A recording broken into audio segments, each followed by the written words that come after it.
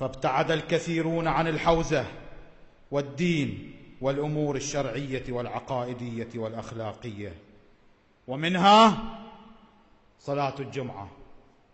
قول لا، مو أنا قلبي محروق حبيبي، أجي أشوف المساجد فارغة يوم الجمعة. ليش حبيبي؟ هاي مو خيانة لمحمد الصدر؟ شلون تصيحون انتم احنا صدريين؟ تبا لي ولكم. عاهدوا الله، عاهدوا رسول الله، عاهدوا أهل البيت سلام الله عليهم أن لا تتركوا صلاة الجمعة، فهي خيانة. خيانة لمن قال استمروا على صلاة الجمعة، استمروا على صلاة الجمعة والمساجد فارغة، بذلوا عقولكم. هذه خيانة، لا تقولون احنا صدريين.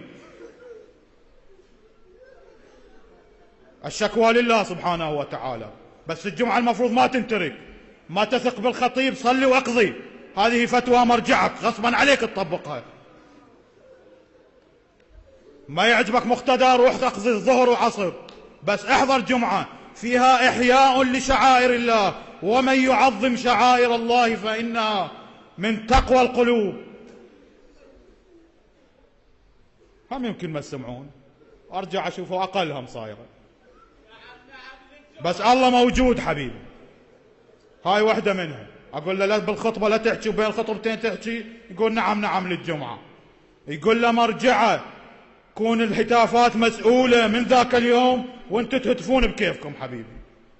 شكرا لمن يحضر صلاة الجمعة وحياه الله وبياه، واللعنة على من لا يحضر الجمعة. زين، بعد ما اريد احكي اكثر، خاف هم تزعلون.